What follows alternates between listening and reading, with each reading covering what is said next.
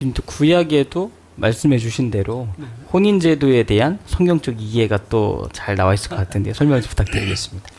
네, 오늘 우리 손은배 교수님께서 파워포인트를 가지고 늘 아주 하시는 것처럼 여러분들에게 아주 그 각을 뜨시고 설명을 하시고, 어떻게 관계를 맺었고 또 어떻게 관계를 유지하고 앞으로 어떻게 관계를 계속해서 하나님 나라에 임하는, 정말 우리가 예수 그리스도와 만나서 천상의 결혼식을 이루는 그때까지 우리 신랑 되시는 예수님과 함께 결혼식을, 마지막 최종적인 결혼식을 이루고 하늘나라 들어가서 살게 될 것인가에까지 아주 이제 세밀하게 가르쳐 주셔서 정말 감사합니다.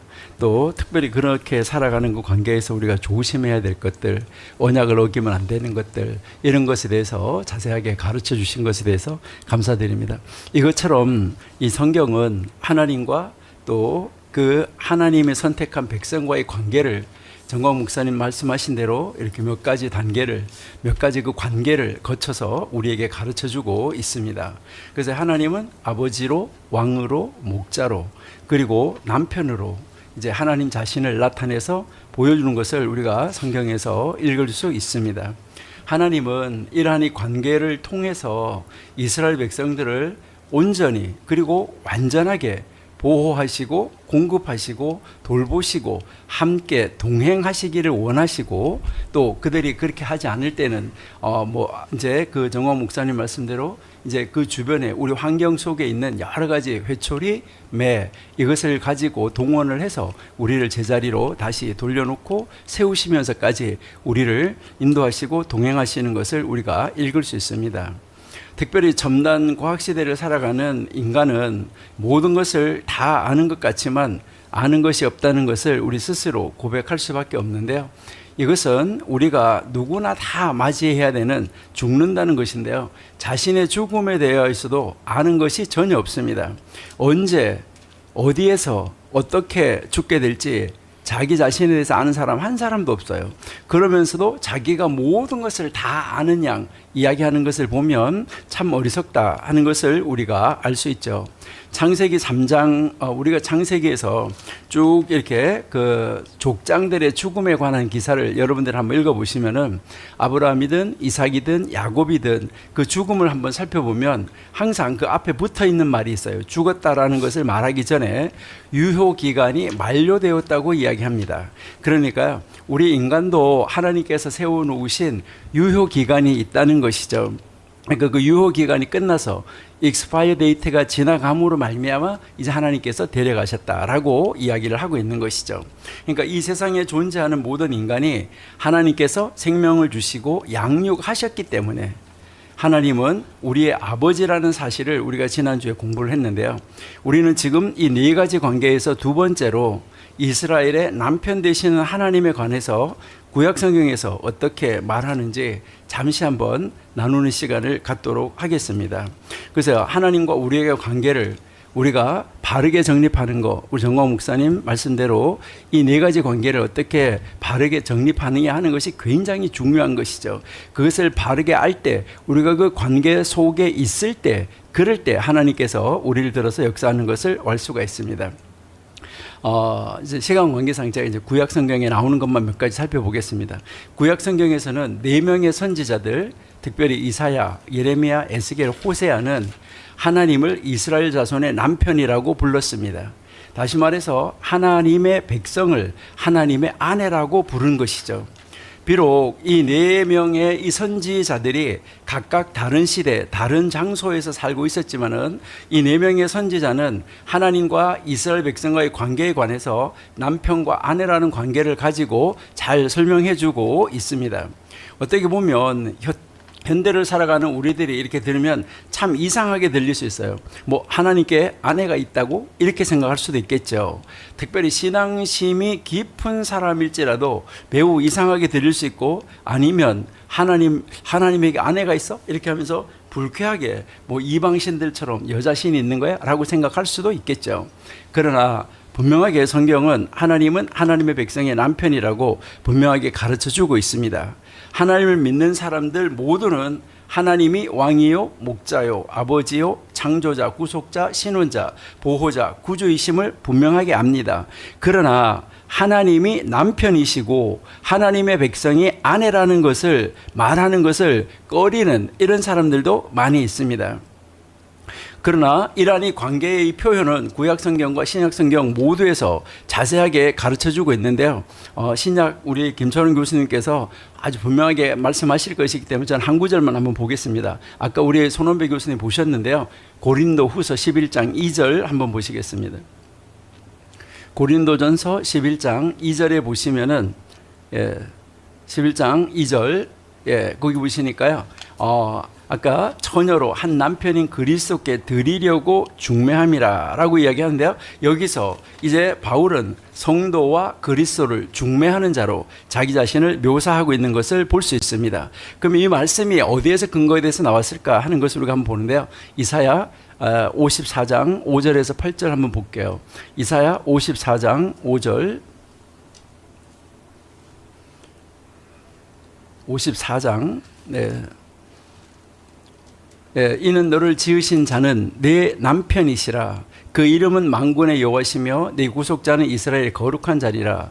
온 세상의 하나님이라 칭함을 받으실 것이다. 여기서 이제 8절까지 읽어보시면은 이제 그 남편에 대해서 분명하게 말씀을 하고 있습니다.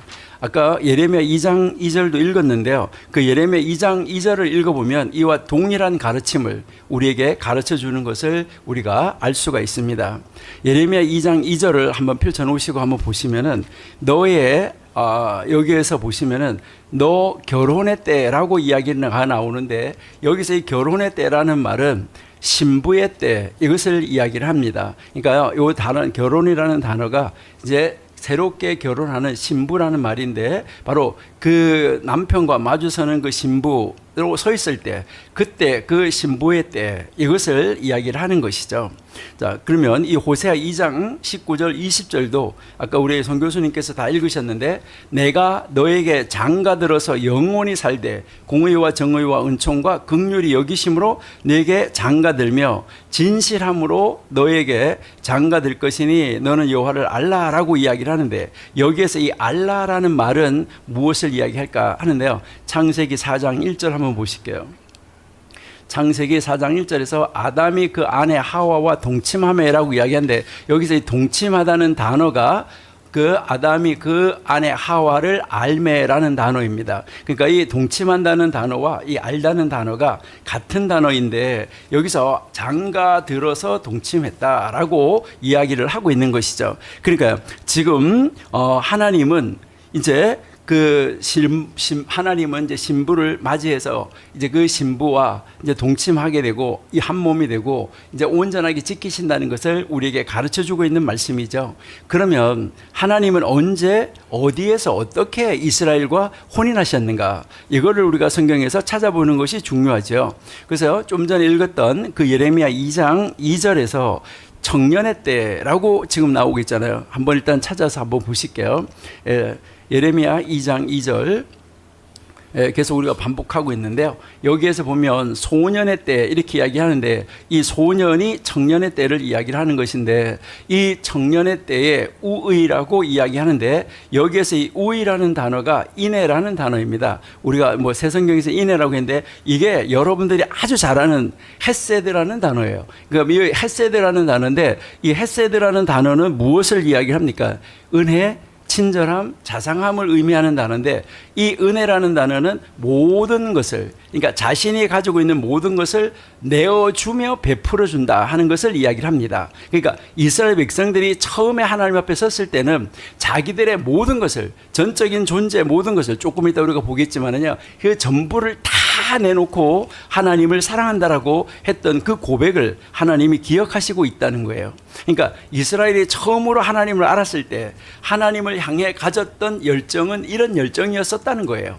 이렇게 따뜻한 감정과 태도를 하나님께서 다 기억하고 있다는 것이죠.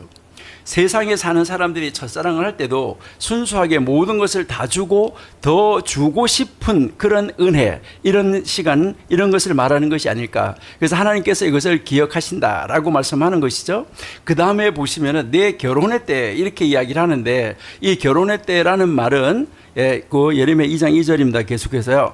내 결혼의 때라고 했는데, 이것은 아까 우리가 얘기했지만 신혼의 때, 이것을 신혼 때의 사랑, 이것을 말하는데 신부 때의 사랑. 이 사랑은 아주 특별한 종류의 사랑을 말하는 것입니다. 세상에 다양한 사랑이 있어요. 부모, 자식, 자녀, 부모, 뭐 친구들, 뭐 다양한 이런 사랑의 관계가 있는데, 이 예레미야 2장 2절에서 말하고 있는 이 사랑은 이제 결혼한 남자와 결혼한 여자의 사랑, 이 사랑을 우리에게 가르쳐 주는 것이죠. 이 사랑은 세상에 있는 어떤 사랑과도 비교할 수가 없습니다. 예레미야 2장 2절에 나오는 이 사랑이라는 단어는 여러분이 잘 보셔야 되는데요. 뭐 물론 요즘에는 아하바, 이스라엘 화장품 중에 아하바라는 화장품도 있어요. 이게 좋은 얼굴, 아름다운 얼굴, 이거를 가꾸고 찾는다는 그런 뜻에서 나온 것이죠. 그래서 그 단어가 바로 무엇을 말하냐면 찾는 사랑, 구하는 사랑, 돌보는 사랑, 이 사랑을 이야기를 하는 것입니다. 그래서 이 사랑은 사랑을 찾아 나선 남자가 만난 그 여인, 이제 사랑을 이제 찾아서 나선 남자가 있었어요. 그 남자가 있는데, 그 남자가 찾아서 어떤 여자를 만났는데, 그 여자가 그 찾는 남자를 바라보고 너무너무 마음에 들었어요. 그래서 자신을 찾아준 남자에게 대해서 정말 최선을 다해서 자기가 사랑한다는 것을 어떻게 표현할까, 그 반응을 보이는 그 사랑이에요. 그러니까 탁 자기가 사랑한다는 것을 이제 어떻게 반응하느냐, 그 반응해서 보이는 그 사랑인데요. 이거 참 설명하기 좀 어려운 것인데요. 이것은 하나님이 하와를 지어서 아담에게로 데려갔을 때 아담이 한 고백과 같은 이런 사랑의 표현이다. 이는 내 뼈 중에 뼈요, 내 살 중에 살이다. 내 거다. 이제 나에게서 나갔다. 이제 이것을 이야기를 하는 것이죠. 하나님은 하나님의 백성을 찾아 나섰는데, 찾음을 받은 이스라엘 백성들, 바로 그 이스라엘 백성이 그들을 찾은 하나님을 향하여, 그들을 찾아온 하나님을 향하여서 고백하는 사랑의 고백이라고 하면 여러분 좀 더 이해하기 쉽지 않을까, 이렇게 생각이 됩니다. 나를 찾아서 사랑하고 돌볼 신랑을 만났을 때 너무너무 만족해서 그 남편을 향하여서 고백하는 그 사랑을 말하는 것이죠. 이게 예레미야 2장 2절에서 하나님은 특별히 내 신부 때의 사랑이라고 언급하는데, 이것은 아까 이제 우리 에스겔 16장을 손은배 교수님께서 다 읽으시면서 다 설명을 해 주셨는데요. 에스겔 그 16장을 여러분이 잘 한번 읽어보시면 좋겠습니다. 이 표현은 이스라엘 백성이 결혼식장에서 신랑 되신 하나님과 마주 대하고 서 있는 그 신부의 때, 아주 가장 아름다운 옷을 입고 가장 아름답게 단장을 하고 꾸민 바로 그때 그 신부가 신랑에게 어떻게 보여줘야 될까, 그 사랑을 어떻게 표현할까 할 때, 그때 신부의 때 이 사랑을 말하는 것인데요. 여러분들이 이스라엘 백성들의 결혼식 하는 것은 꼭 한번 참석해 보시면 좋을 것 같아요. 오늘 여기서 말씀하시는 걸 보면 나는 너희와 결혼을 했고 너희는 나와 결혼했다. 바로 이 결혼식 날, 결혼식 할 때 나 앞에 섰던 너희에게 나에 대한 특별한 사랑이 있었다. 나는 너희가 나와 결혼해서 광야에서 나와 함께 거할 때 너와 나의 결혼식 때 너가 가졌던 그 신부의 그 사랑을 나는 결코 잊을 수 없다라고 하나님이 고백을 하는 것이죠. 여기에서 하나님 말씀하시는 거예요. 너희는 나의 백성이고 너희들은 청년의 때, 그때는 너희가 찾았던 헤세드, 은혜가 있었다. 그때 나와 너희는 신혼 시절이었고 그때 너희는 모든 것을 다 내어놓고 나를 사랑했다. 너희들이 거치는 광야에서 정말 신랑된 나를 얼마나 사랑하고 그 나를 따랐는지 나는 기억한다. 이것을 이제 가르쳐 주는 것이죠. 그러면 이것이 언제 이렇게 이루어졌느냐? 아까 손은배 교수님께서 에스겔 16장 8절을 읽으셨는데요. 여러분 16장 8절, 에스겔 16장 8절 잠깐만 한번 보실게요. 여기 보면 16장 8절에 보시면 내가 내 곁으로 지나며 보니 내가 너의 때가 사랑스러운 때라 내 옷으로 너를 덮어 벌거벗은 것을, 여기서 옷으로 덮어 하는 말은 이제 룻기 3장 9절 한번 읽어보실게요. 룻기 3장 9절. 네, 가로되 내가 누구뇨 대답하되 나는 당신의 시녀 루시오니 당신의 옷자락으로 시녀를 덮으소서. 이것은 청혼하는 것을 이야기를 하고 결혼하는 것을 우리에게 가르쳐 주는 것이죠. 바로 이 구절이 이스라엘 백성이 이집트에서 나와서 광야를 지날 때 하나님께서 이스라엘 백성과 언약을 맺고 결혼하는 것을 우리에게 가르쳐 주는데, 그러면 이때 결혼했을 때 결혼 언약서가 어떤 것이냐? 아까 손원배 교수님께서 말씀하셨는데 출애굽기 20장에서 24장입니다. 24장 7절 8절 한번 읽어보실게요. 출애굽기 24장 7절 언약서를 가져 백성에게 낭독하여 들림에 그들이 가로되 여호와여 모든 말씀을 우리가 준행하긴다. 여기서 이 준행한다는 말을 여러분들이 성경을 한번 잘 보셔야 돼요. 영어 성경으로 보셔도 마찬가지인데 잘 보셔야 되는데, 듣고 행하겠습니다가 아니라 행하겠습니다, 듣겠습니다. 그 순서가 그렇게 되어 있어요. 여러분들은 누가 부탁한다고 말할 때, 내가 이런 부탁이 있어요 라고 말할 때 뭐 하늘에서 별이라도 따다 줄 테니까 말해라 이렇게 한다고 그러면 그건 굉장한 것이죠. 무슨 말을 할지 알지도 못하면서 우리가 다 행하겠습니다, 우리가 듣겠습니다 이렇게 한 표현이에요. 그러니까 이스라엘 백성들이 그 하나님을 얼마나 사랑했는가 하는 그 표현을 우리에게 가르쳐 주는데, 뭐 언약서 이거 정도가 아니라 무엇이든지 다 하겠다는 거예요. 그래서 8절 한번 보세요. 자, 8절을 보니까 모세가 그 피를 취하여 백성에게 뿌려 가로되 이는 여호와께서 이 모든 말씀에 대하여 너희와 세운 언약의 피다. 이 언약의 피로 세우셨다는 것이죠. 그러니까 하나님이 이스라엘 백성과 이렇게 언약을 맺은 다음에 하나님은 그들과 함께 거할 또 집을 만들으라고 말씀을 하시는 거예요. 출애굽기 25장 8절 보실게요. 25장 출애굽기 25장 8절 내가 그들 중에 거할 성소를 그들을 시켜 나를 위하여 짓되. 그러니까 하나님이 이제 결혼 언약이 끝났잖아요. 언약이 맺어졌어요. 신랑과 신부가 사인을 한 거예요. 피로 언약을 맺었는데, 아까 우리 손은배 교수님께서 예수 그리스도의 피로 우리를 언약을 중보를 만들어 주신 것과 똑같은 것이죠. 자, 9절 보세요.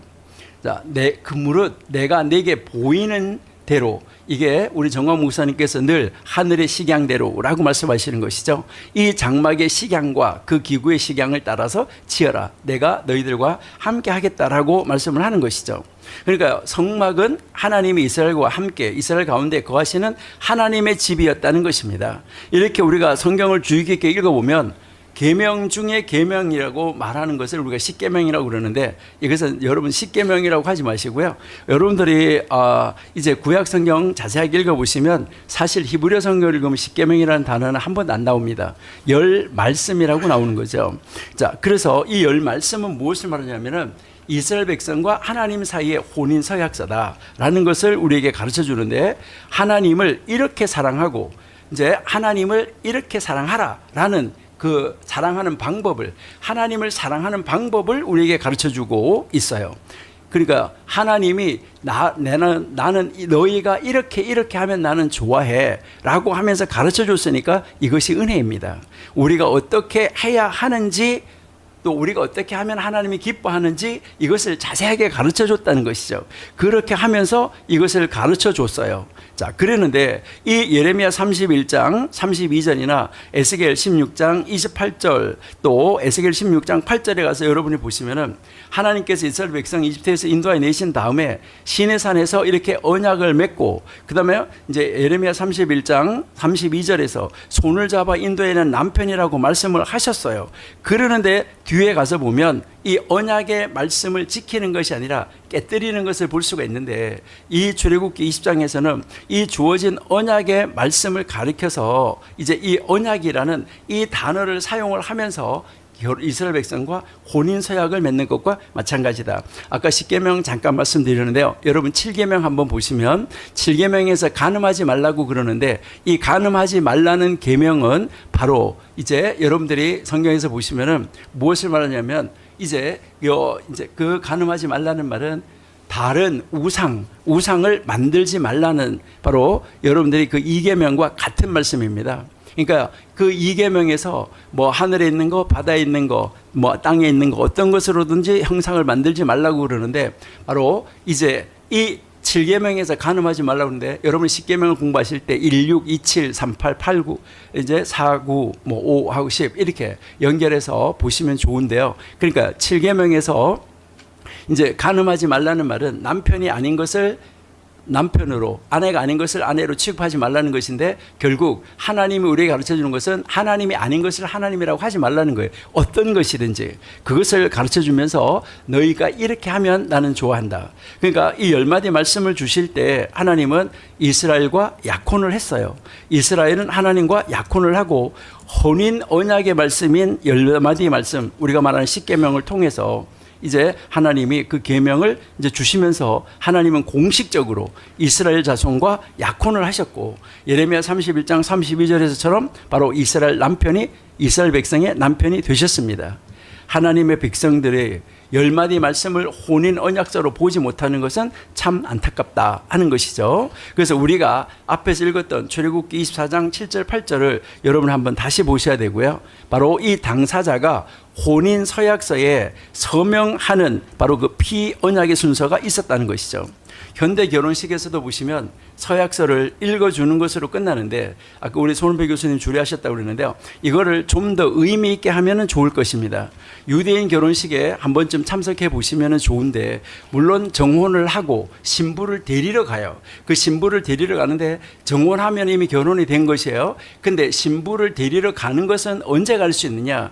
아버지만 아는 거예요. 아들은 몰라요. 그러니까 결혼할 신랑은 몰라요. 아버지가 아들 보고 이제 가서 신부를 데리고 오라 하면 그때 가서 데리고 올 수 있어요. 이게 무엇을 말하냐면, 예수님께서 우리와 정혼을 하고 하늘나라 가셨어요. 하늘나라 가셨는데 하늘나라에서 아버지가 이제 가서 너의 신부를 데리고 오라라고 할 때, 그럴 때 예수님이 다시 오셔서 우리를 데리고 하늘나라로 가게 될 것입니다. 이거는 유대인 결혼식을 참석해 보시면은 여러분들이 그 사실을 잘 알 수가 있고요. 또 유대인 결혼식에서 아주 특이한 것은 신랑과 이 신부가 언약의 잔을, 포도주 잔이죠, 이게 피를 상징하는 것인데, 이 언약의 잔을 나누어서 마셔요. 나누어서 마신 다음에 두 번을 하는데, 두 번째 잔을 마시고 난 다음에는 이 잔을 그 자리에서 깨뜨려 버립니다. 이것은 다시는 그 잔을 마실 수 없다는 것을 상징하는 거예요.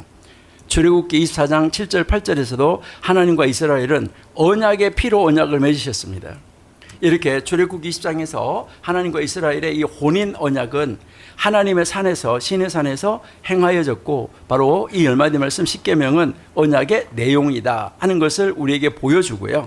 이 언약서는 하나님과 하나님의 백성의 이 혼인에 대한 이 조건을 우리에게 가르쳐주고 있다, 이렇게 보시면 되겠어요. 자, 그래서 하나님과 이스라엘의 혼인의 조건은 10마디 말씀이라는 것이죠. 10계명이라는 것입니다. 만일 10마디 말씀 주심을 우리가 바르게 해석하고 그 말씀대로 정말 그 하나님을 하나님 되게, 그러니까 이제 그 간음하지 말라고 한 것처럼 남편이 아닌 것을 남편으로, 아내가 아닌 것을 아내로 하는 것처럼, 이제 그 하나님이 아닌 것을 하나님이라고 하지만 않는다고 하면 하나님은 끝까지 책임지시고, 하나님은 이 이스라엘 백성의 유일한 애인이 되시고 그 유일한 남편이 되셔가지고 하나님은 이스라엘 백성을 끝까지 보호할 것이다. 이것을 우리에게 가르쳐주고 있는 것이 바로 구약 성경에서 하나님은 남편이고 이스라엘 백성은 아내다라는 관계로 우리에게 설명을 해주고 있는 것을 읽어볼 수가 있습니다. 네, 감사합니다. 변순복 교수님께서도 또 이제 구약의 또 유대인들의 그런 전통,